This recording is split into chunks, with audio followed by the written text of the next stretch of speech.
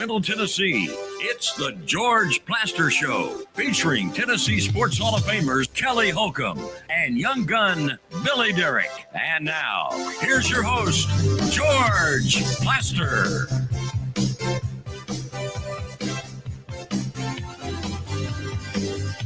Hello again, everybody. Welcome in on what has turned into a crazy busy Monday in Nashville, Tennessee. Both of our big pro teams have made news today. The Predators are 2 minutes away from a big road win in Ottawa, although it's no certainty. It's 2-1 Preds, under 2 minutes to play. And my suspicion is most of you know this by now. The Titans have fired head coach Brian Callahan, which really does not come as a huge surprise. He's been dead man walking for the last 3 to 4 weeks. Let me bring, first of all, Kelly Holcomb into the discussion from down in Atlanta. Kelly, you have thought for a while that he's lost this locker room. Yes. Yeah, I mean, you can tell the guys are not – there's just nothing there, George. There's nothing there. They're kind of going through the motions. And that's what happens in professional sports right now when, you know, you've got a team that is not winning, that don't feel like – the same thing's going on in Miami. You heard what Tua said about, you know, his teammates, but that's – same thing's going on in Miami, and you have to have – Rex Ryan said it this morning. I heard Dan Orlovsky say it today, but you have to have – and I'm not saying this didn't happen, but you have to have a leader of men. And when they fall into the category of, I don't trust this guy, I don't believe what we're doing anymore, I think you're seeing the product on the field, and it's suffering really bad. Let's check in now with Terry McCormick, TitanInsider.com. He joins us by phone. And by the way, either – down here or back at the station, I'm getting a big echo. That would be Kelly. That would be Kelly? Yeah, it's on Kelly's end. I think he's lying to us. He's not broadcasting from Atlanta. He's broadcasting from Kosovo, Russia. No, he's in Hotlanta, GA. Let me get Terry McCormick in here. Terry, how did this go down today? Well, the Titans made an announcement about an hour or so ago that Brian Callahan had been fired. They canceled his 2:30 press conference, obviously, and what they're doing now is kind of sorting through, I guess, and they're going to have an in-person press conference at some point, I'm assuming with Mike Borgonzi and Chad Brinker, and kind of explain how things went down. I'd say some of the delay is probably deciding which members of the coaching staff are staying and going. Obviously, I would think that with his son now out as head coach, I would not believe that Bill Callahan would want to stick around this dumpster fire of a franchise right now. I want to read to both of you a quote that when I read it early this morning sent all the bells and whistles going through my head. This was Jeffrey Simmons talking about yesterday's game. It started at practice. Being honest, this was probably one of the worst weeks of practice. We came out flat Thursday, and sometimes things carry over. In this league, you have to prove it every week and keep proving it. We didn't do that. Today was bad football. So, Kelly, it goes with a little bit of what you've been saying, which is you've thought he lost this locker room some time ago. If the win at Arizona didn't energize them, then nothing was going to. Because there's no belief system anymore, George. They don't believe in the guy anymore. They really don't. And when that falls, when that happens, you have no shot anymore. It's. I've never seen it where you lose a locker room, you get it back. I guess it's happened before, but when the guys don't believe in what you're doing and don't believe in the process, it's just it's not going to happen. And I think that's what you're seeing on the field. Terry, it's my opinion that quote may have been sort of the straw that broke the camel's back, that when they read that, they were like, wow, the players haven't bought in at all, and we got to do something. Yeah, I think that might have, been a contributing factor. Also, too, I think, when you look back on it, them stripping him of the play calling duties 3 weeks ago certainly was a factor, because he wasn't going to be able to control his own destiny. If I am the head coach of this team and I'm on the hot seat, I want to go down fighting my own way, calling the plays as I see fit. When they took that away from him, even though they were able to rally and win a game in Arizona, it pretty much put the writing on the wall, in my opinion, too. So first thing up, Terry, I noticed the statement came from Chad Brinker, and don't get me wrong, to me, Chad Brinker, his footprint and handprint is on this entire disaster. But it again begs the question, is he calling the shots or is Borgonzi calling the shots? Well, it appears that Chad Brinker is the guy that's calling the shots in the overall scheme of things. I don't think there's any question about that. Mike Borgonzi answers to Chad Brinker. The coach was answering to Mike Borgonzi. But I think this was probably a decision made between the two, with Brinker obviously having the final say over it and having to answer only to Amy Adams Strunk, who also would sign off on this because she's going to be the one paying the balance of Brian Callahan's salary and any other assistant coaches that are relieved of their duties. Terry, do you remember what kind of contract he signed when he got here?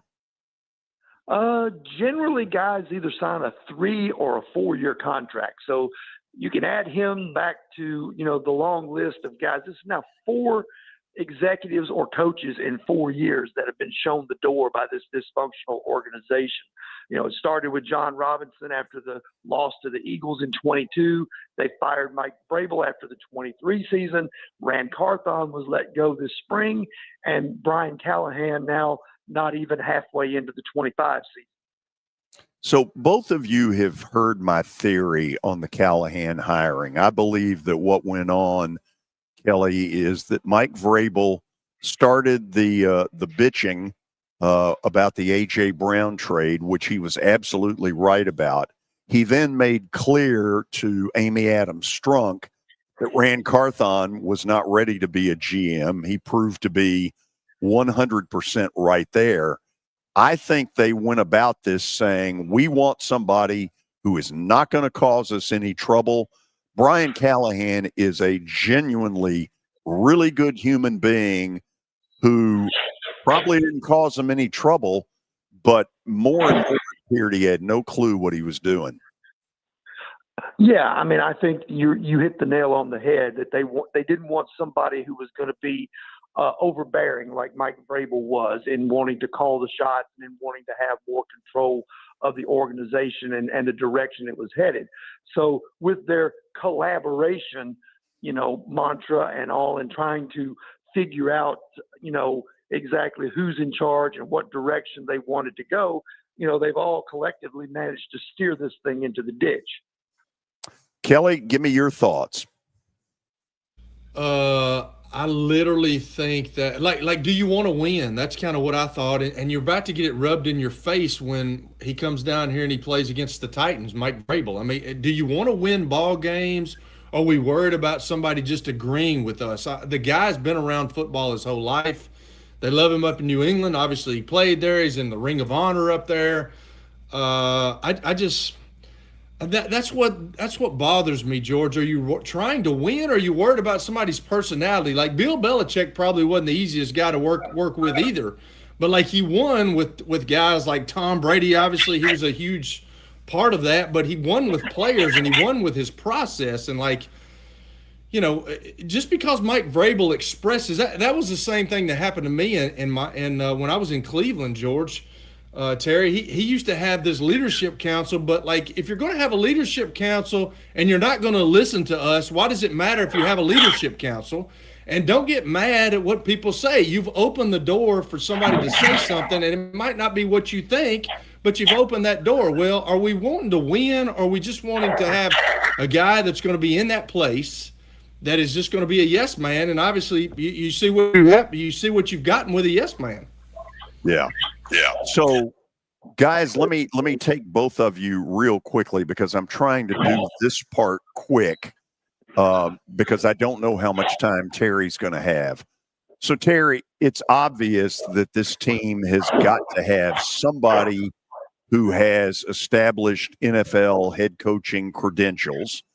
One name that pops right out at the beginning is Arthur Smith. Who else in your quest to kind of come up with names have you kind of mentally brought to the table? Well, I'll give you a couple, George, that obviously have ties to both Mike Borgonzi and Chad Brinker. One is Mike McCarthy, the former Packers and Cowboys coach, who obviously knows Chad Brinker well from their time in Green Bay, certainly has a lot of experience. Wasn't fired by the Cowboys, just didn't have his contract extended and it ran out. And then the other would be Matt Nagy, of the former Bears coach, who did have a measure of success with Mitch Trubisky up there before things kind of got sideways in Chicago, as things are kind of wont to do up there, a lot like what happens with the Titans. So to me, those would be two names to watch if you're looking for coaches with some experience. There's always the possibility that there's always the possibility that they could go and hire another up-and-comer. But I kind of think they'll go the opposite direction if they can, because the last time they hired the up-and-comer, they hired Brian Callahan based on his work with Joe Burrow and his work with Peyton Manning. Well, the offense looks a lot different when Cam Ward is throwing to Chimere Dike than it does when Joe Burrow's throwing to Jamar Chase. When you run in the Dollar General version of the offense, it doesn't provide nearly the results that it could. So you got to be very, very careful when you go after these hot assistants who have worked with guys who are really good. Some people mentioning Joe Brady he's working with Josh Allen right now. Well, heck, I could coach Josh Allen, So, okay, with that in mind, I'm going to get both of you, because these are names that come completely out of left field, but in a scenario where the Titans are building a brand new dome. At the moment, the fan base has never been less connected to this team. Two names that would automatically stop some of that. John Gruden, Rex Ryan, who lives here, and Rex Ryan has been brutally critical of Brian Callahan in recent weeks, called him clueless on the air a week ago on Monday. Kelly, let me start with you. Give me some thoughts. The guys that are experienced, you're absolutely right, George. I just think they have to have a guy that I don't know how hard it is. Like, I always bring this up. You look at the Steelers, Chuck Noll, Bill Cowher, Mike Tomlin. Like, those guys understand the game of football. They know what they're doing when it goes to the process of hiring a football coach. And then you look at what the Titans have done and all the names that they've gone through. You look at what the Cleveland Browns, my former team, have gone through. I just don't understand how hard that can be. But you're talking about guys like Mike McCarthy's a good name. You may not like him, but he's been successful. You talk about John Gruden. He's been out of the game. He wants to get back in. Talked about going to the SEC. He's another one that's won games. That's won a Super Bowl. Rex Ryan won games. I think those are the guys that you have to go after, George. I just don't think – I'm not looking to a Joe – I know Terry talks about it, but I'm not looking at these guys that have never done it. I'm looking for a guy that's done it, that's been there, that's been in this league for a long time and been in that position. I think that's who they have to get. Now, can they get him? I'm not totally sure, because I think they've got to look at, and we talked about it earlier, you've got to interview the organization. Are they willing to do what it takes to win ball games? And right now, I just don't know. Oh, I think that's a very good point. Terry, let me real quickly, those are the kind of names that fans love to throw out there, but they're also two that would invigorate the fan base. That said, I can't imagine them going in that direction. And if you don't see any Kansas City ties interviewed in this process, then you'll know Borgonzi has no pull. Yeah, I mean, that would be, certainly telling. And same thing if you don't see anybody with past ties to the Packers. I think, George, what you're going to find out in this, kind of piggybacking off of what Kelly said there, it's absolutely right. You need somebody that can come in and clean house wherever he needs to in terms of personnel, in terms of coaches, somebody who can set this organization back on solid footing. if a Mike Tomlin or one of the Harbaughs were available, that's exactly where you should go. But those guys aren't out there available. They all have jobs right now. So I think you have to find somebody. But the problem becomes this. Even if you find them, do they want to work for a Titans organization that's been hiring and firing people left and right? You better get it in writing that you're going to be here for the long haul. You're going to be able to see it through some rough spots, or you may be on the chop block yourself in a year or two. Okay, we're going to go to the break here in a second. Terry, I'm going to assume that you haven't heard anything yet, and so I'm going to ask if you'll spend one more segment with us. Yeah, I will try to do that, George. Okay, Terry McCormick, TitanInsider.com, Main Street Media, joining us, as well as Kelly Holcomb, who is down in Atlanta. More on the firing of Titans head coach Brian Callahan. Stay tuned. This is the George Plaster Show. When I got my first car, my dad told me, keep the gas tank full and my number on speed dial. Now parents are telling their kids, save 615-242-9000 just in case. I'm Blair Durham. If you or someone you love is in a wreck, call us. We're here to get you the money you deserve. A golf cart from Mikey's Motors is the perfect way to get around this summer. Whether you're going to the park, the pool, or the playground, do it in a brand new golf cart from Mikey's Motors, Franklin and Murfreesboro. Summertime fun in Tennessee. That's what we sell at Mikey's Motors. Come see how we roll. If you're looking for fun for the family, look it's easy to say good things about the folks at Strike and Spare Family Fun Centers. Number one, I trust them with something that's near and dear to me. The Plaster and Friends Celebrity Bowling Night. But more importantly, I see the fun people have. They enjoy the bowling, they enjoy the camaraderie, and you will too. Come by any of their locations and get ready to have some fun. At Wilson Bank and Trust, we believe you shouldn't have to choose between personal service and digital solutions. As your local independent bank, we're proud to offer the relationships and trusted service you expect, along with the tools and technology that keep you moving forward. So whether you're growing a business, buying a home, or planning for the future, we're here to help. Because this isn't just where we work, it's where we live too. Wilson Bank and Trust, here to get you there. Member FDIC. Are you looking for expert medical care in Nashville without leaving your home? Medical House Calls brings concierge-level health care directly to your door. Whether you need urgent attention, ongoing primary care, revitalizing IV therapy, or medically guided weight loss, our experienced providers are just a phone call away at 615-838-2375 or go online, medicalhousecalls.com. If you are paying too much for your health insurance, you know what? You need to contact the folks at Pancoast Benefits. Pancoast works with businesses and individuals to tackle the high cost of health insurance. Whether you're a business owner, large or small, self-employed, between jobs, or over the age of 65 and in need of a Medicare plan, Pancoast can help. They make understanding your benefits less difficult and more personal. So check them out today, pancoastbenefits.com, or call them at 615-292-3400. ESPN Radio lives here. Your sports live here on ESPN 94.9 The Fan.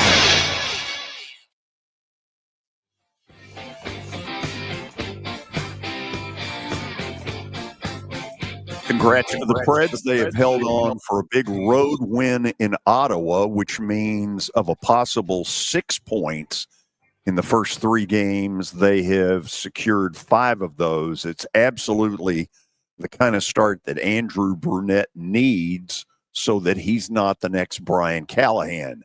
If you've just joined us, the Titans have parted ways a little more than 2 hours ago with their head coach, Brian Callahan. In less than 2 years, 4 wins, 19 losses is his record. Terry McCormick, TitanInsider.com, Main Street Media, joining us by phone, and Kelly Holcomb down in Atlanta. Both of you made really good points about potential candidates interviewing the team as opposed to the other way around.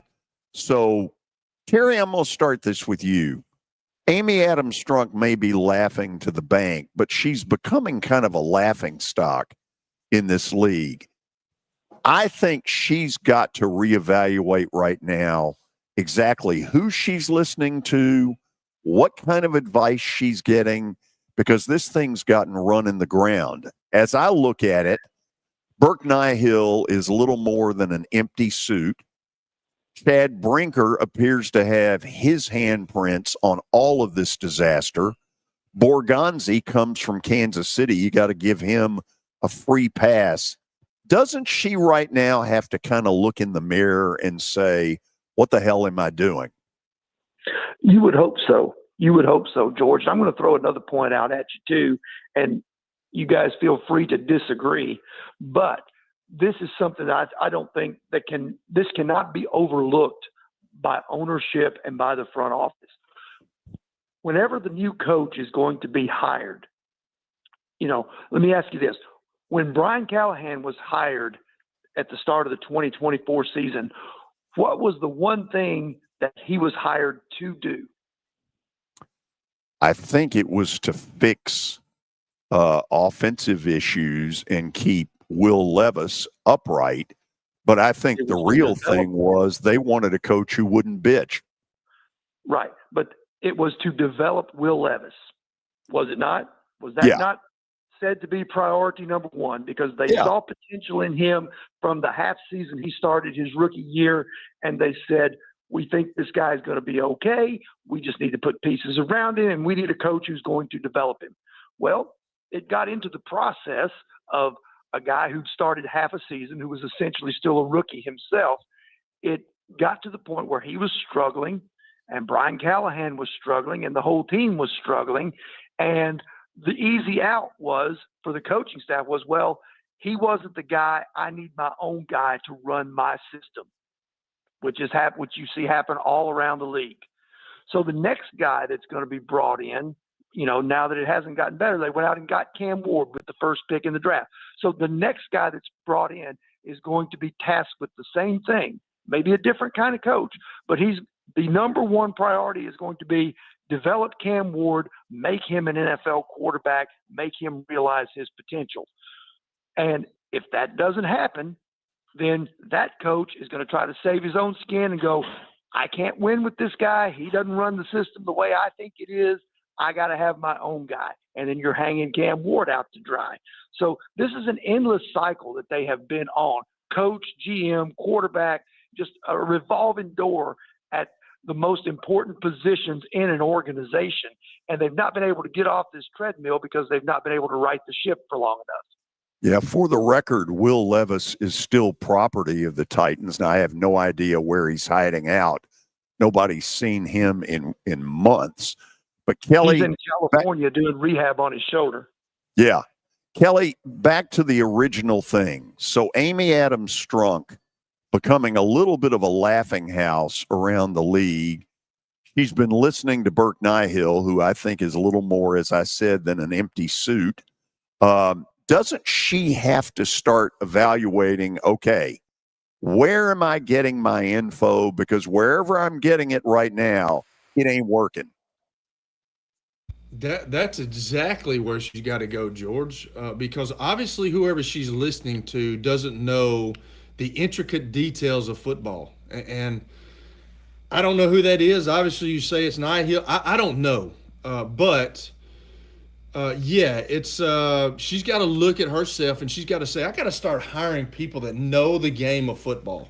And I don't think she's done that. I really don't. And you've always talked about it, and I've listened to you because you're kind of you and Terry are both in tune to what's going on down there. But if you listen to the wrong people and they don't know what they're talking about, and that's who you think, obviously it's not working, so you got to do something else. And it hadn't worked for a long time, and it's amazing. I was thinking, guys, wasn't it 4 years ago or 5 years ago that Ryan Tannehill led this team to the number one seed in the AFC? Didn't he do that? Yeah. And it's amazing how far they've gone downhill from there, man. It's just amazing. And I think that, Mike Vrabel went in there, guns a-blazing, and said, here's how it's got to be and here's how it's going to work. She didn't like that, so they let him go. And you're about to find out, because you see what's happening in New England right now. The guy knows football. He's been given authority over the football program, and he knows what he's doing. He's got good people around him. They know what they're doing up there as an organization, and they hired the right guy in Mike Vrabel. Now, whether he's going to be like a Bill Belichick and stay for that many years and win Super Bowls, I don't know. But you got to have people around you, George, that know the game, and that's who you're listening to. And I will say this about what Terry said about Will Levis. I never was sold on Will Levis. Even when they drafted him, I never was sold. I think this dude that they got as their quarterback is a good player. And if you can surround him with good players and you can protect him a little bit, I think he's going to be really good. I think he's going to be a really good professional football player. But right now, he's a rookie, and he's trying to do it himself, and he's getting himself into situations where he's trying to do too much. And that's where you get these turnovers, because he's like, if I don't do it, who can? And there's nobody on this team. Calvin Ridley went down with a hamstring injury. There's nobody on this team. Maybe these young guys he's got that can pan out. But there's not a name on this team other than Jeffrey Simmons, and we've talked about that, George. So you have to give this young man some help. But I think if you do, you're fine at the QB position. Terry, I'm guessing at the press conference, we're going to hear something like, okay, here is the interim head coach. So speculate for me. Is it Fossil, who appears to have come in and instantly taken a special teams dumpster fire and made something a heck of a lot better out of it? Or do you have somebody else you think is going to get it? Well, if they stay in-house, which they almost are going to have to do, bringing in somebody from the outside right now to be the interim coach, that would be wacky even beyond the Titans' imagination, in my opinion. But it would almost have to be Fossil, or it would have to be Mike McCoy, who's on the staff as an offensive assistant, sort of like the role Jim Schwartz held here for a couple of years as a defensive assistant, sort of an advisor. Fossil has interim head coaching experience with the Raiders. McCoy obviously was the Chargers head coach for a number of years. So those would be your options. I honestly don't think Bill Callahan is going to succeed his son, even though he has head coaching experience. So that would appear to be the two options, unless they do something really crazy and bring somebody in that has no familiarity with the team. And I would assume that Bill Callahan says, adios, I'm not interested.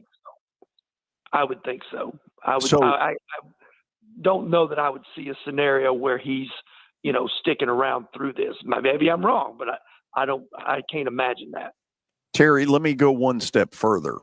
Whoever the interim is, are they told up front, look, you're not going to be it? Or are they being told, start getting this ship on the right track and you might have a shot? Well, my guess would be the latter, unless, now it's a different regime now with Borgonzi and Brinker than it was when Mike Mularkey was named the interim coach and was able to keep the job. In fact, they Amy Adams Strunk kind of inside tracked it to Mularkey because she, kind of liked what he was saying and liked the change in attitude that he brought from Ken Wisenhunt, and he was able to retain the job. In fact, the league sort of frowned on the fact that they didn't really adhere too much to the Rooney Rule, or kind of got around it when they decided to make Mularkey the permanent guy. So there is a precedent with Amy Adams Strunk of leaving the interim guy in place and letting him go forward with it. That said, the interim coach would have to really turn the ship around in order. If I had anything to do with it, the interim coach would really have to show something in order not to be thrown out with the bathwater at the end of the season. Okay, Kelly, you've been involved in this kind of weird, the substitute teacher walks in kind of deal. What do you think's coming? Oh, George, that's the I'm not sure about that. If it's me, and I've, of course, I was with John Fossil when I was in Indianapolis. He was a receiver coming from a small school, and I was able to get to know him a little bit. Don't know him much, obviously, hadn't seen him in years, but I know that he's done a really good job. But like Mike McCoy, when he was at San Diego, now the LA Chargers, he just didn't do it for me for some reason. If it's me, I'm going after the Fossil guy. I really am. I'm going to make him my interim head coach. Let's see. He's energetic. I think guys respect him. He's made a heck of a difference on that special teams. As George, you talked about it all last year, how bad they were. He's done a really good job with the special teams. So I think he deserves a shot to be the interim head coach and see what he can do, because he's an energetic guy. His dad was a head coach in this league. He's been around the NFL for so many years, even when he was a kid. He understands the game, and I think guys follow him, as witnessed on special teams with the Titans this year. So if it's me, that's who I'm going after. Yeah. Okay, so Terry, let's kind of go backwards here just a second. So Callahan, who has been dead man walking, or at least it's felt that way for about a month, it finally happened today. I brought up the Jeffrey Simmons quote because the minute I read it, all the bells in my head went off, and I was like, Kelly's been right about one thing. He lost this locker room a good while ago. Do you think ultimately that's it, that they saw that quote and said, oh, my God, he's lost this locker room? I think that might be part of it. I also think this, George, I think they didn't want Mike Vrabel coming in and embarrassing the guy they hired to replace him, so they beat him to the punch. I do think that may have been a little bit of a factor, because this team wasn't improving under Brian Callahan, so they went ahead and pulled the plug now, as opposed to waiting and giving Vrabel the satisfaction of it happening after he beats them on Sunday. Okay, so let's go there for a second, because if that had nothing to do with it, boy, it sure is ironic that this is Mike Vrabel week. Kelly, what I watched yesterday in Vegas, Cam Ward wasn't very good, but the fact of it is nobody would have been very good. His offensive line got him beat all to hell, and Honk, if you've heard that story before, they haven't gotten this thing fixed at all.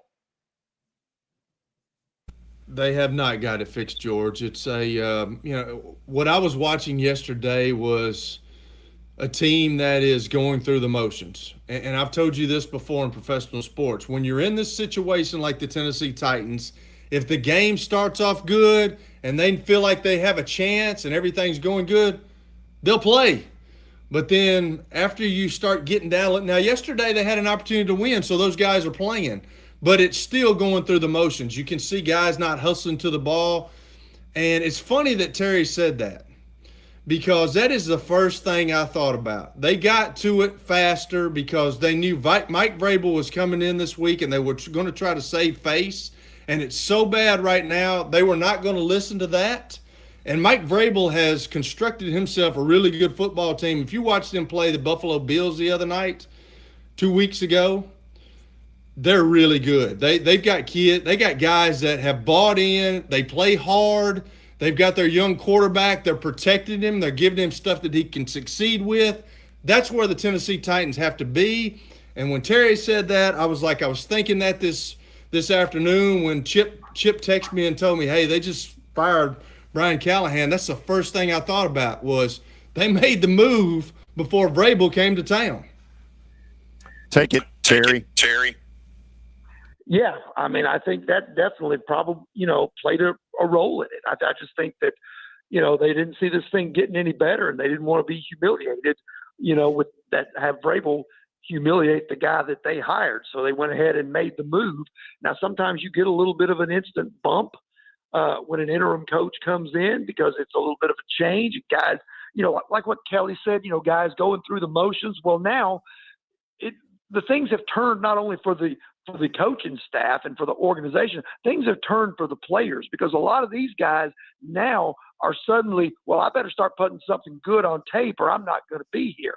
Or if I'm not going to be here, I might not even be anywhere else in the league. And so that sort of thing starts to play into it as well. When you've got players now playing for an interim coach, whoever that ends up being, they're auditioning for the next guy that's in charge.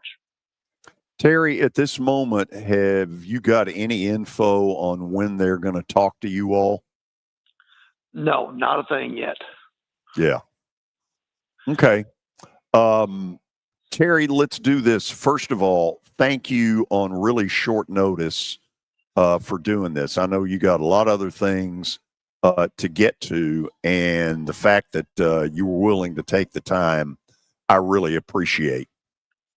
Sure, no problem. Terry McCormick, TitanInsider.com and Main Street Media joining us. Kelly, after the break, I think we're going to put you on by phone, and then we will get into yesterday and your thoughts about Cam Ward, because and this is alarming to me that there are people out there who have decided that he's a bust. I think it's way, way too early for that.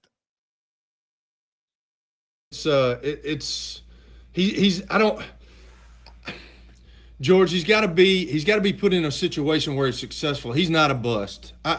This dude can play. He's not a bust. He can make plays. He's very talented. I didn't feel the same way last year, as y'all know that. And I might be eating crow at some point down the road, but I really think that this guy is the guy for the job, but you have to put pieces around him.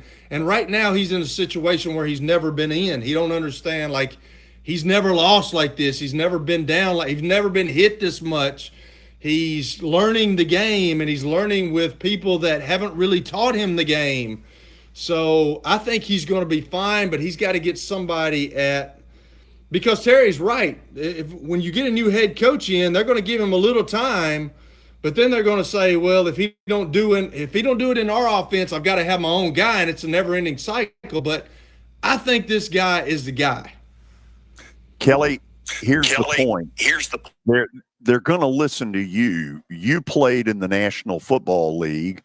Parker played on the Division III level at Concordia, and I played to fifth grade Gray Y. So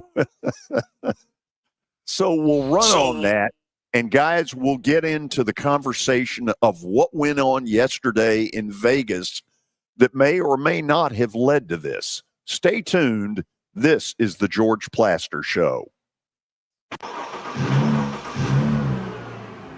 When I got my first car, my dad told me, keep the gas tank full and my number on speed dial. Now parents are telling their kids, save 615-242-9000 just in case. I'm Blair Durham. If you or someone you love is in a wreck, call us. We're here to get you the money you deserve. Bill Hockey. Around here, it can sound like a language of its own. Smashville Hockey. Around here, it can sound like a language of its own. But hey, if you can pronounce Demumbrian, then names like Yossi, Shea, and Marchessault will roll right off the tongue. Nashville Predators, only in Smashville. See your Nashville Predators take on the Anaheim Ducks October 21st at 7 p.m. Get your tickets now at NashvillePredators.com. With over Sports and Social at Green Hills Mall is the new home for our Football Night in Nashville promotion. Their food is terrific. Their TV setup looks like a racing sports book in Vegas. And if you're a sports fan, you can't beat it. Starting September the 4th, we'll broadcast from Sports and Social every Thursday night. There's Pop-A-Shot, great football, and the chance to win a beautiful Mikey's Motors golf cart. See you at Sports and Social in Green Hills Mall. Venture Express has been helping people in this area for more than 40 years. They're headquartered in Murfreesboro with over 30 years of dedicated fleets involving production, manufacturing, and corrugated experiences. They're an asset-based company with over 700 tractors, 4,000 trailers, and 800 drivers. If you need their help, Dial them up, 615-793-9500, or log on to ventureexpress.com. Here's Officer Garen Hoskins for the Metro Nashville Police Department. The Metro Nashville Police Department is on the forefront of policing in this century, and I'm glad I'm a part of it. I'm glad I get to find other good officers, other future good officers. And if you're watching today, or you yourself or someone you happen to know is interested, join MNPD.com. Feel free to reach out to us because we need good officers, and it's a great city to work for.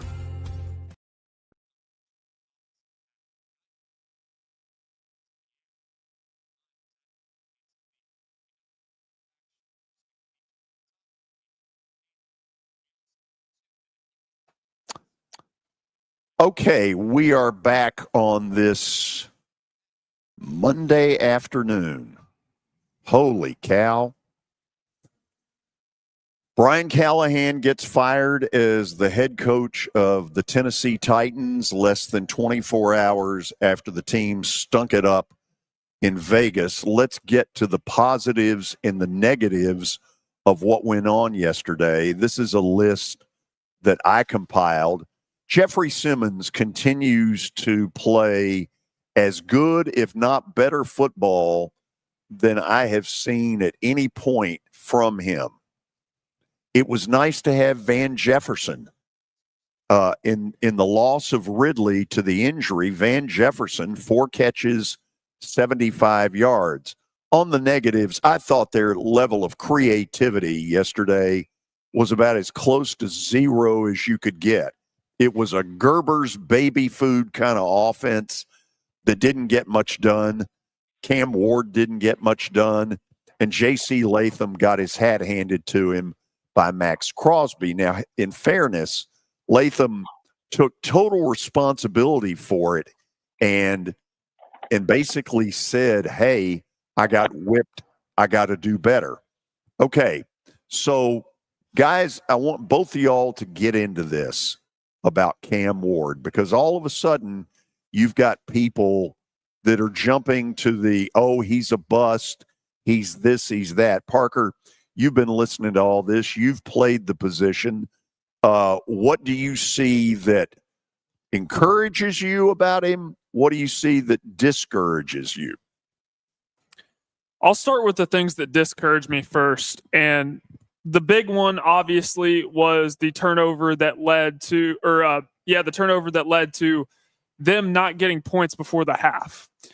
They had an opportunity to kick a field goal, and in that situation, you don't necessarily need a touchdown, but you don't want to go into halftime with 0 points on the board and you're down 2 possessions. This is the thing that Cam Ward struggled with at Miami and actually get away with in the ACC was the fact that he could try and extend plays, and oftentimes he would look like Superman. But what was the level of competition he was playing? You can't do that same thing in the National Football League. Sometimes you just have to throw it away, live to see another down, kick the field goal, and you go into halftime down by 1 possession instead of 2. So Kelly Holcomb now rejoins us from Atlanta by phone. So Kelly, I'm assuming it's going to be an interim. And I'm assuming that Amy Adams-Strunk is going to ask that interim, hey, don't get this guy beat all to hell. In a new regime, albeit interim, what can that guy do that the Callahan regime was not doing? George, you asking me? Yes. Okay. I think you've got just like I've told you about Tom Moore before. I actually talked to Tom Moore today. He called me. He was talking about Middle Tennessee, which is I've told him to stop all that. But it was quite comical. It was quite comical. But I've told you all this time and time again. He's not going to get his quarterback hit. So what do you have to do? You have got to leave a tight end in. You've got to, before a tight end goes out on a route, he's got to chip that guy, or he's got to block him, then turn him over to the tackle, or you got to keep 2 backs in. They've got to chip. They've got to sift through all that, and they've got to see if there's a guy coming. You got to pick him up. You can move protection. You can sprint him out. You can create stuff where you can build a wall and you can let him sprint out to the right, or Hey, the most successful plays that they've had this year is when they've faked the ball to Tony Pollard and then they've used him on a boot, and they've been pretty successful with that. I don't know why. I understand at certain times in situations of a game you can't do that every time, but that's got them some big plays. But you have to, if you can't protect him, you're going to have to leave more guys in to protect him.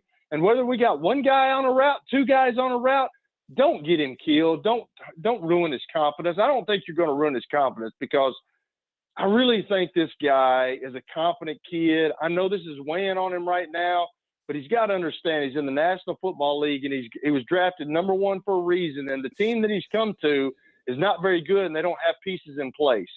But in order to get him protected, you've got to keep more guys in, and you've got to get him to get rid of the ball. Now, he's holding on to the ball a little bit more, but that goes into coaching, and that goes into what you're calling on the field and game planning stuff. I know you can't – obviously you can't do quick game the whole game, but at least it's getting the ball out of his hand and he's not holding on to the ball, George. And right now he's in a situation where he feels like he's the only one that can make the play, and he can't do that. When you start doing that is when you start struggling, and that's what's happening right now. But he don't have the pieces around him, George. And to all those, y'all might call in one day and tell me I'm an idiot, because sometimes I am. I understand that. But I think this guy that's under center that they drafted first, I think that's one good thing that Brian Callahan and that organization did while he was there, was I think they drafted Cam Ward, and I think he's going to be pretty good.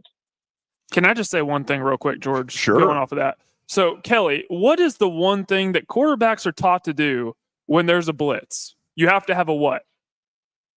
You have to have an out. You have to throw into the blitz, and you have to have somebody that is a hot route. That's what we call it. You hear that in the wedding crashers, hot route, hot route, hot route. Well, you have to have somebody, and you have to practice that stuff. When I was in Minnesota, we always had that stuff drawn up, but we never practiced that. So when I started when I got to starting in Minnesota, I went to the offensive coordinator, who was Darryl Bevel, and I said, Darryl, I want to go through each of these plays right here, and I want to look, who is my hot read? My hot read is a Sam Backer. Now, who takes care of it? Well, it's written right there. I said, yeah, it's written right there, but we've never worked on it. He's like, he's supposed to know that. Well, I said, that's supposed to know that and not practicing it or the same thing. Like, he's supposed to know it, but like, we haven't practiced that stuff. You have to practice that stuff over and over, and you've got to get rid of the football. Now, yesterday there was a couple of times where I'm not sure what the protection is, Parker, and you know this as a quarterback. We have to know protections, and I'm not sure what the protections are, but either they were sliding, or the back missed his assignment, or Cam Ward missed his assignment. Lots of five-man protection yesterday. There's a lot of things going on in one simple pass play, and I'm not sure if Cam Ward's fault, if it was a running back's fault, or if they didn't declare it right on the offensive line and that came through. That's stuff that you have to look at. But when you've got pressure and they know the pressure's coming, you either have to get it picked up as a quarterback or you have to throw the ball quick. So I described what I thought I saw yesterday as Gerber's baby food offense. It's been sort of it's a line I've loved using. I just saw nothing yesterday. It was just a pile of mush. Yeah, there's not much going on, George. There's really not. And I think I don't know what they're trying to do. I think they're trying to protect him. But, like, you've got – you talked about J.C. Latham. When you're going against Max Crosby, he's one of the best defensive linemen in the National Football League. And his pay grade shows that. He got paid. And he's one of those relentless guys. And you've got to have a plan for him. I know that I saw a couple of times where they did have kind of a deal where the tight end, kind of stayed in. They gave him some, but like, he's going to move around that defensive line. They allow him. He's one of those guys like a Junior Seau who they give freedom to. And you have to be, I remember when Bruce Arians would come in and say, we played Junior Seau one time. And he's like, you have to account for him every play. You have to know where he is. Max Crosby's one of those guys. I mean, the Matt guy that used to play for the Raiders, one of those guys. You've got to account for dudes like that, and I didn't see that happening a little bit. But you're right, George. They weren't very, and I don't even know if they can be very elaborate on offense right now with who they got playing, George. I really don't. I mean, they have problems with protection issues, and then if he's not getting the ball out, who's he going to throw the ball to? Calvin Ridley was his guy, but I mean, nobody literally. I mean, Calvin Ridley has been so inconsistent. Nobody really knows what they're getting from him. So I don't know, George. It's really bad right now, and hopefully they can get something worked out and they can get it fixed. So, okay, some interim is about to walk into this dumpster fire, whether it's Fossil or somebody else. And it's almost like you draw a line and say, okay, Cam, clean slate. We're kind of starting all over. And what kind of things are you looking for, either to help Ward or whatever? Because I'm like you, Kelly. I mean, it doesn't take a Phi Beta Kappa to figure out that J.C. Latham by himself cannot block Max Crosby. And to think otherwise is monumentally stupid. And, you know, you're sitting there going, what the hell do they do all week? They know that Crosby is a problem. You're going to have to double him. But anyway, what does this new guy say to Cam Ward and then go out starting Sunday and reestablish Ward in his confidence level? Both of y'all.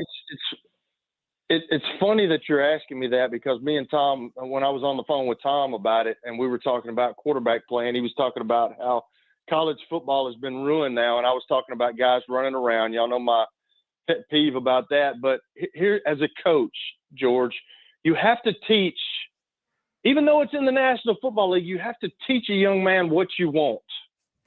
What are you expecting on each and every play? What are you looking for?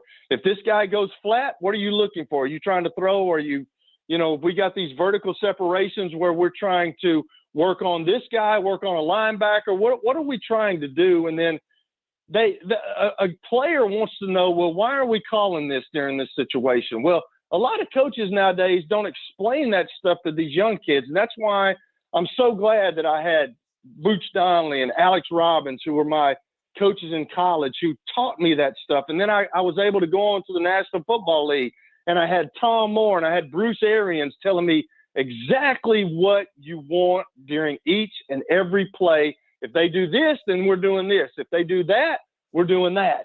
If they line up like this, we want to run the ball. They would give us, sometimes Tom would give us 3 plays. We had 2 running plays and we had a pass play. And that's, he would always say, you guys, I'm on the sideline. You guys are the ones that are seeing it. I'm going to show you exactly what I want on this play. And then you go out and you look at the defense and you look at the coverage. And then if they give us the front that we want to run, let's run it. If they give us the front that we can't run, then let's throw it. And that's how you have to teach these young guys. But I'm not sure that that's being taught anymore, George. All these guys want to just do is call plays. And they call all these plays and they look up on YouTube and they find this and they do that. Well, they don't know the intricate details of the play. And that's why you're seeing quarterback play like it is now. And you're seeing some guys that can do it, like Jim Harbaugh. We can say all we want to about Jim Harbaugh, but Jim Harbaugh actually played the game. And he knows what he's looking for. And I know he's got an offensive coordinator, but Justin Herbert can go to him and say, hey, coach, here's the deal. That was what was so great in New England with Tom Brady, because he would go in on Tuesdays and he would meet with Bill Belichick for hours. And he would show him, hey, here's what they're doing on defense. Okay, I've got this. What do you think I'm looking for? And that's where you get guys like Patrick Mahomes, like Peyton Manning, like Drew Brees, like Tom Brady, that work at their craft, but they got people at the offensive coordinator and quarterback positions that are teaching them exactly what they want. Parker, you got about 90 seconds. Go. Way to take up all the air in the room, Kelly. Sorry. Jeez, do you want to go any longer? Hey, quit griping, and you got 90 seconds. Okay, here we go. So here's what I want to see out of the next coach with Cam Ward. It's more easy completion throws, stuff that'll get his confidence up, because that's why there's such a big discrepancy in his completion percentage already. They're not putting in easy completion, high percentage throws. They're having him drop back and do all this crazy stuff. The Raiders were blitzing like crazy yesterday. They did their homework. They know that if they blitz, the Titans' offensive line won't be able to handle it, and much less a rookie quarterback. And like I was telling Kelly, the first thing a quarterback is taught when you're blitz, you have to have a high. You have to have a guy that you could go to right away. They didn't have that yesterday. I've never one time called a play in the NFL. Heck, I've never even called a play in my life. But even I understand that. Brian Callahan didn't. So it had to happen at some point. He had to get fired sooner rather than later. If you don't know that and you're in your year 2 as the head coach, that is a problem. Cam did not have an out yesterday, and he hasn't had an out this whole entire season. The Titans need to get better at the simple stuff before they can get to the complicated stuff first. Okay, hour number 1 is almost done. Let me tell you a little bit about where we're going. We'll start the 4 o'clock hour with the news out of Penn State. James Franklin and his $49 million buyout are gone from Happy Valley. There are those who think that his coaching career is over. I say, in my best Lee Corso, not so fast. I'm going to give you a school that I think will end up being very high on trying to bring him in. Then around 4:25, we will open up the phones and get all your reactions to a busy Monday already. Brian Callahan out as coach of the Tennessee Titans. And by the way, the Preds got a road win today in Ottawa, so they have gotten 5 of a possible 6 points so far. This is the George Plaster Show. This is Freddie and Harry. What I want people to stop doing when it comes to Daniel Jones, stop saying, at some point he's going to revert back to the Daniel Jones that we've seen in the New York Giants uniform. No, he won't. That's false. And let me tell you why it's false. The players and the coaching that he has around him is drastically different than what he had in a New York Giants uniform. Stop waiting on the man's downfall and just celebrate the greatness that we're witnessing from him right now currently. Check out more from Freddie and Harry weekdays at 3 Eastern on ESPN Radio and the ESPN app. For the love of the climb,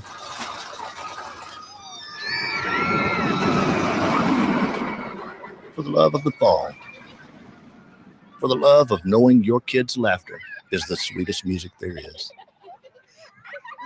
for the love of Tennessee, travel safe. Brought to you by the Tennessee Department of Tourist Development, the Tennessee Association of Broadcasters, and this station. 80 million listeners depend on AM radio to always be on, delivering news, sports, talk, traffic, and weather reports you can trust.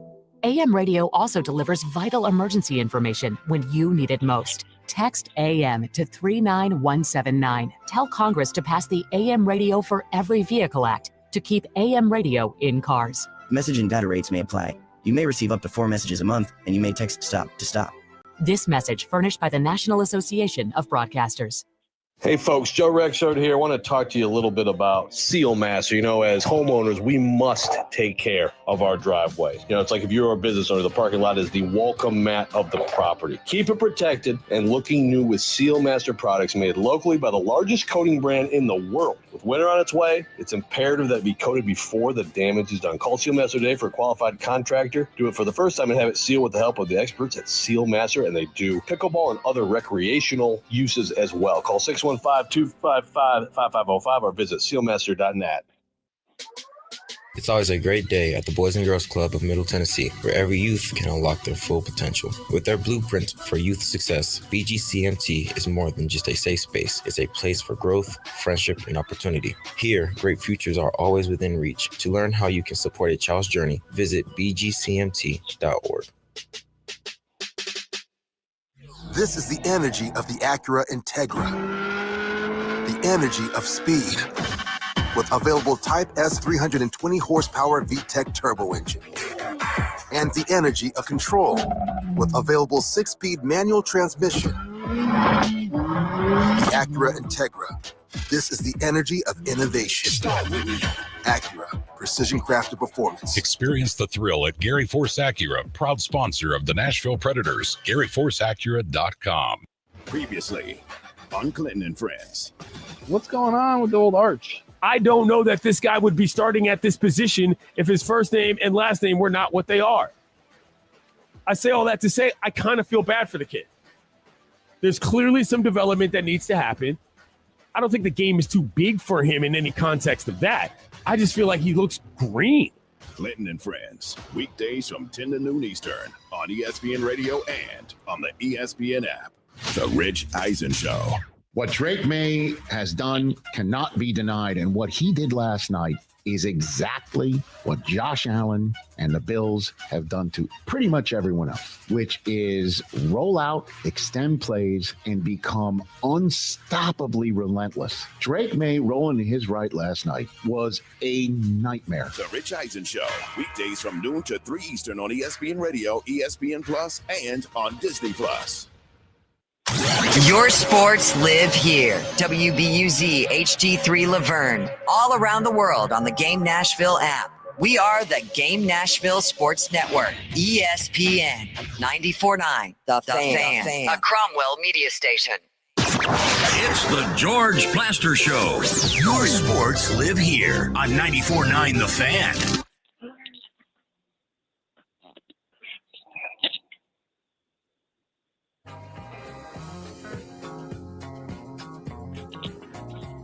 Time for our stat of the day, brought to you by Apple Collision Centers. Tonight's Bears and Commanders game will be the first time since 1997 where both teams have had the same starting quarterbacks in consecutive meetings. Can you name either of those quarterbacks from 1997? 97. Okay, Kelly, that would be after the Jim McMahon era. So I'm going to ask the question, could the Bears deal, this seems a little early to have gone with, the kid from UCLA, Josh something or other. Not McCown. That's not.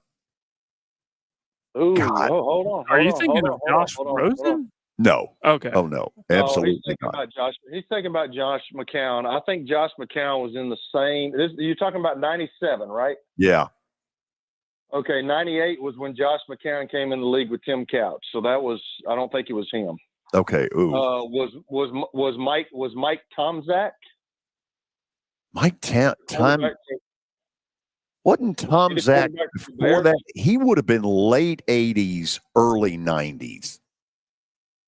God, I don't think we're anywhere close. Look, for the sake of time, with so much out there, lay it on us.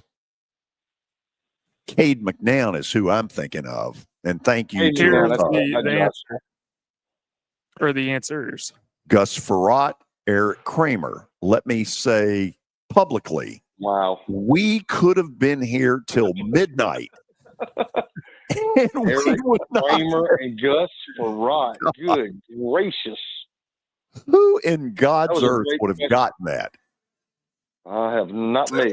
Not me. Wow. I definitely wouldn't have gotten that. Okay, we officially welcome all of you into the 4 o'clock hour from our digs at the Fordyce Center in Bellevue. My guess is by now you know that the Titans have fired Brian Callahan. They have yet to tell anybody anything about what the hell's coming in the future. The only thing I can tell you is I will not be their interim coach, and I don't think Kelly will be either. Kelly, can you confirm that? Yeah, I'm positive I will not be. Now, they're not going to try something like the Indianapolis Colts did a couple of years ago with Jeff Saturday, I'm praying, correct? You know, I mean, I would assume, who knows? Are we breaking news live on the air that Kelly will not be the interim head coach for the Titans? Well, if you want to call it breaking news, sure. No, what the heck? I promise, no. Okay, the other piece of local news on the professional level, the Preds won this afternoon in Ottawa. They are off to the kind of start that Andrew Brunette needed of a possible 6 points. In the first 3 games, they have collected 5. Now, let's move on to another firing. Penn State did what a lot of people thought would happen at the end of the year, but I don't think anybody saw it coming yesterday. They fired James Franklin, complete with his $49 million buyout. How in the world can schools scream poverty and allow a contract that would buy out a coach for $49 million. In this economy, nonetheless. Good Lord. Kelly, what do you think went down up there that he lost that locker room the way he did?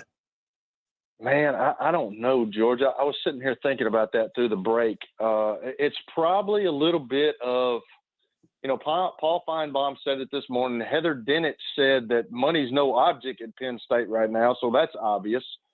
But I'm thinking that, and Paul Feinbaum, like I said, he said this. He said, it's apparent that he can't win the big game. And I think he's held that off for years and years and years in his locker room. But I think now young men and social media that's starting to creep in for them. And I think that's kind of what happened. They said, you know what? We have not been able to beat Ohio State. We have not been able to beat Michigan. Now we can't beat Oregon. And maybe the media is right. And I think guys started looking at that. And as Nick Saban called rat poison, I think they start looking at the rat poison. And man, he definitely lost it, because when you get beat by UCLA, and UCLA is not very good, they lost their coach earlier this year. They're not very good. And then Northwestern, yeah, something's going on. And I don't know if you could have waited till after the season, George, with firing him. And obviously the AD and the people, the higher up said, hey, we got to get rid of this guy now. It's just not looking good. So I don't know. And I don't know if they can. I mean, they still got to play Iowa. They still have to play Ohio State. They still have to play Indiana. So it's going to get no easier, but I think that they had to pull the plug at that point. See if you buy this. Parker, we're going to play a little game here. The next coach at Indiana will be one of these three: Curt Cignetti at Indiana, Matt Rule at Nebraska, Matt Campbell at Iowa State. Those are my three top candidates. Would you take my group or the field?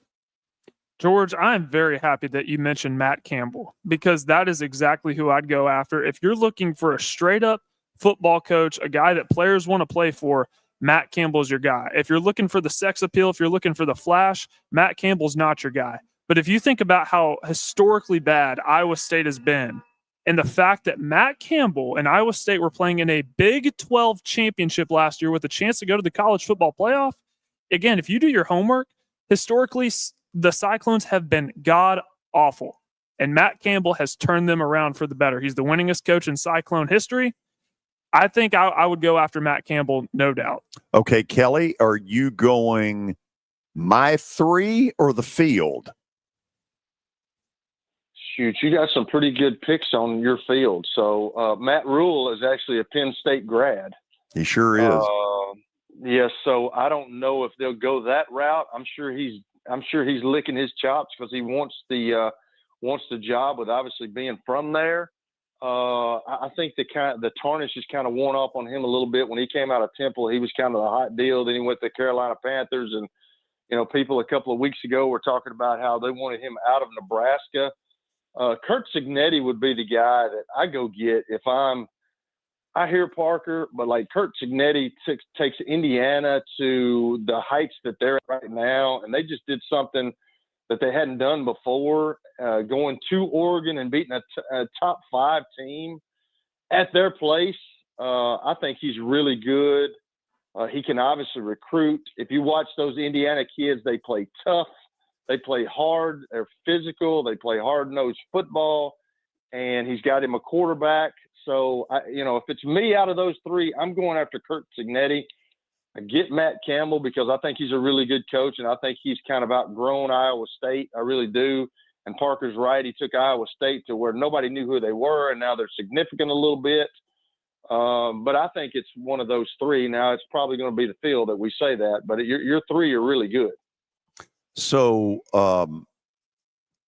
like everybody else, I believe that Oregon was going to win simply because they were at home and simply because they never lose at Autzen Stadium.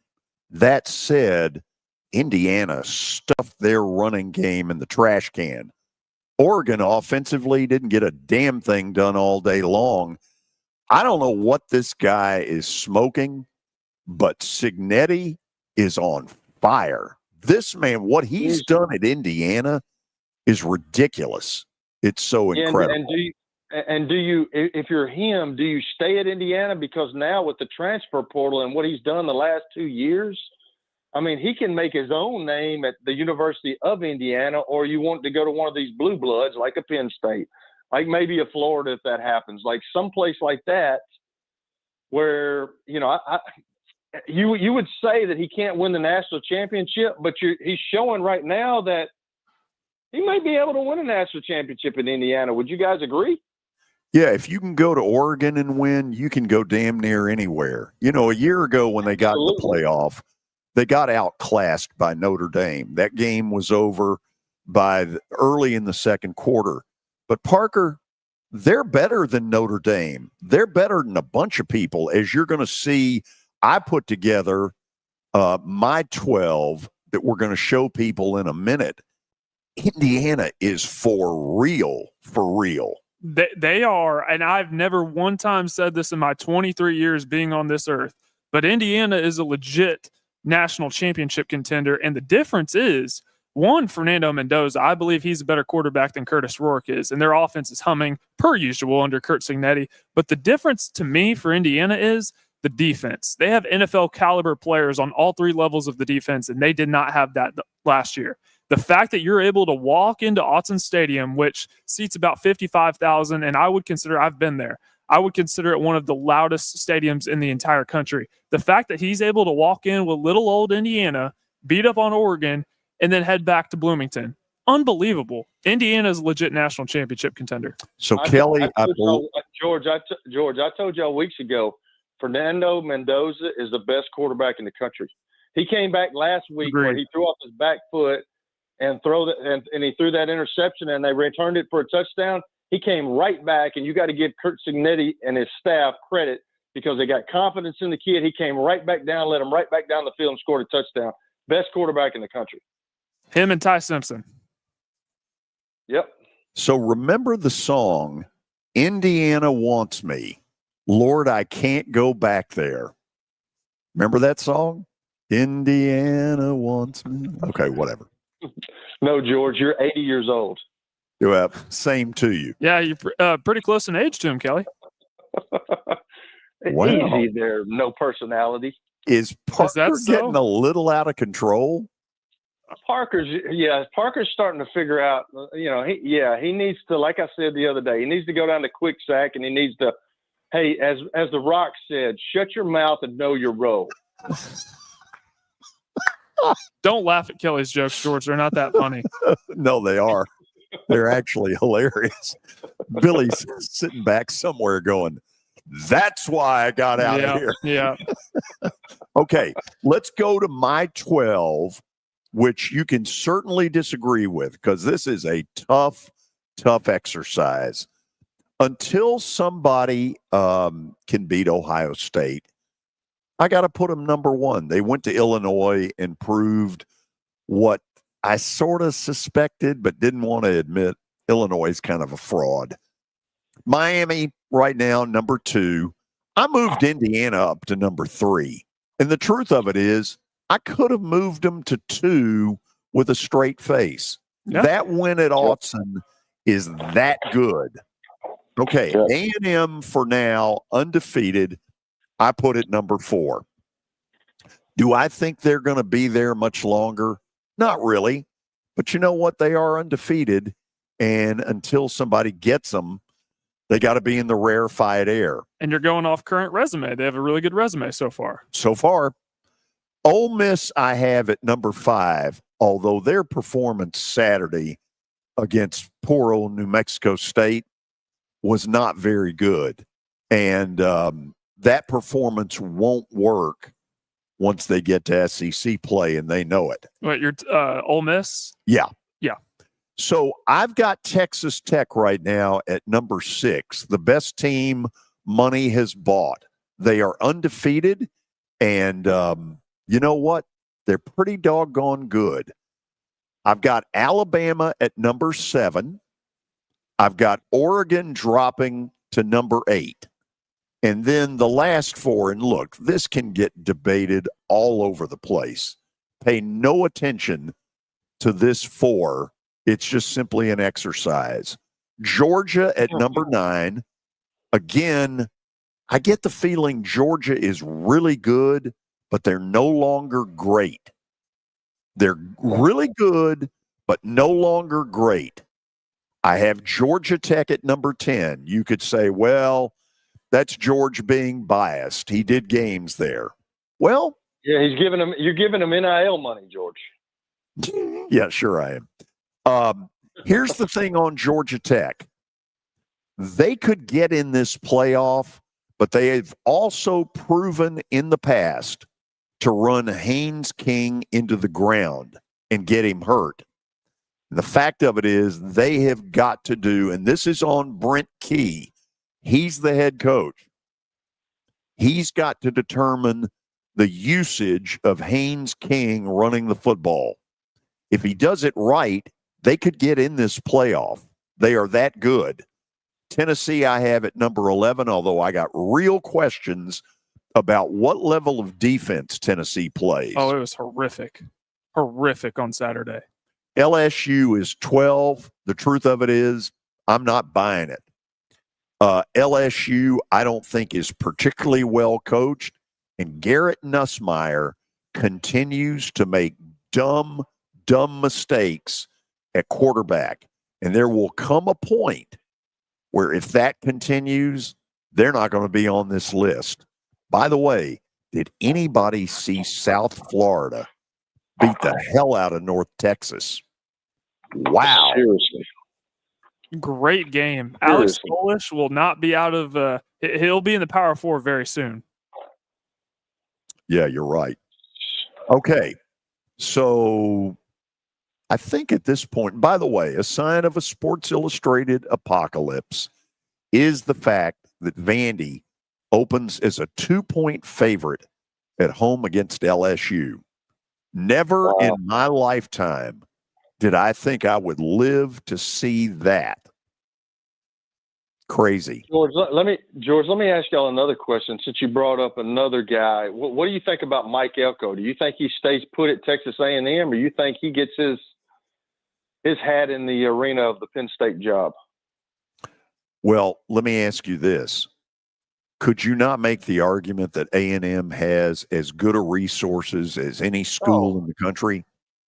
No question. No question. Now, I think that's what you have to look at. But, Penn State is kind of a blue blood, but I'm not sure that they have the luster like they used to have a long time ago. And when they were winning national championships, when you and I, back in the day, back in the 80s and early 90s, you haven't won one at Texas A&M. But, if it's me, I'm not even considering it.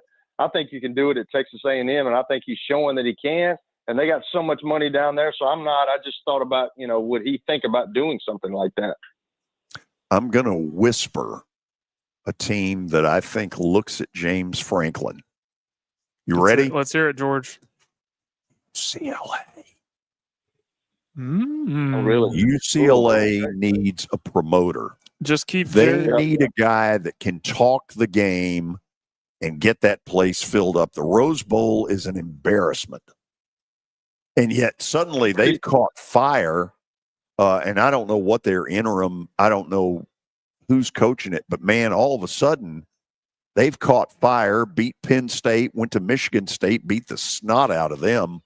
Something's all of a sudden happening at UCLA. Coaching matters, George. Coaching matters. They have Jerry Neuheisel. Go ahead, there Kelly. you go. It's Rick Neuheisel. Yeah, it's Rick Neuheisel's son, correct? Yep.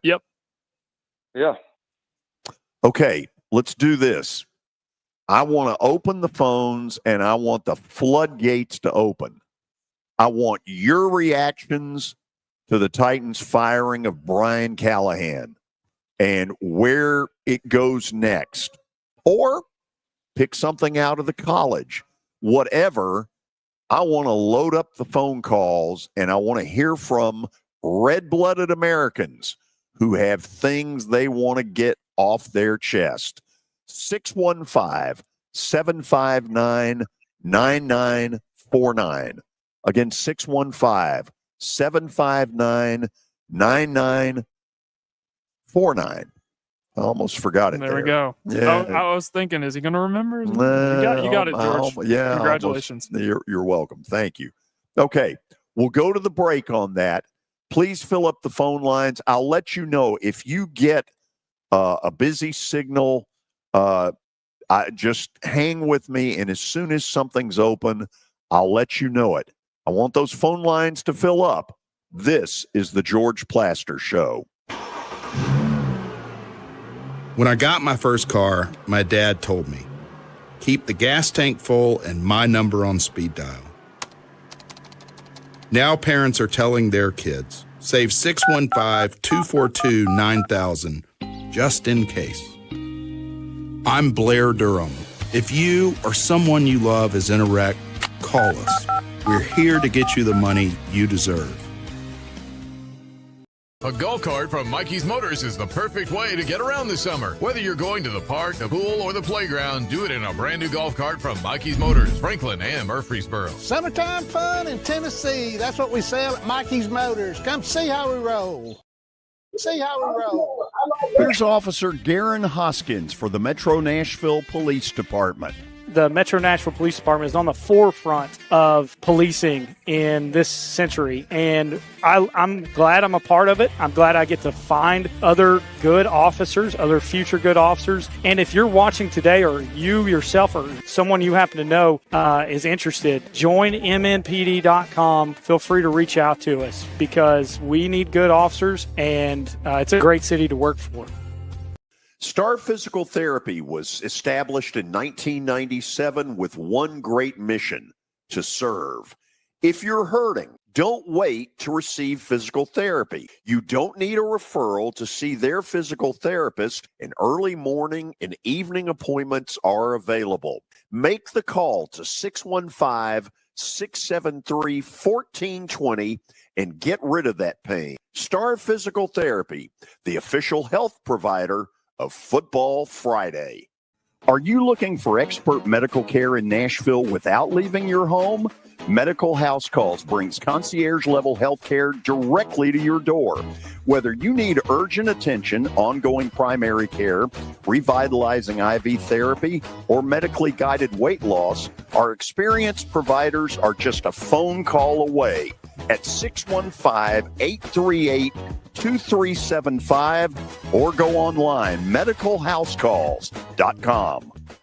It's easy to say good things about the folks at Strike and Spare Family Fun Centers. Number one, I trust them with something that's near and dear to me, the Plaster and Friends Celebrity Bowling Night.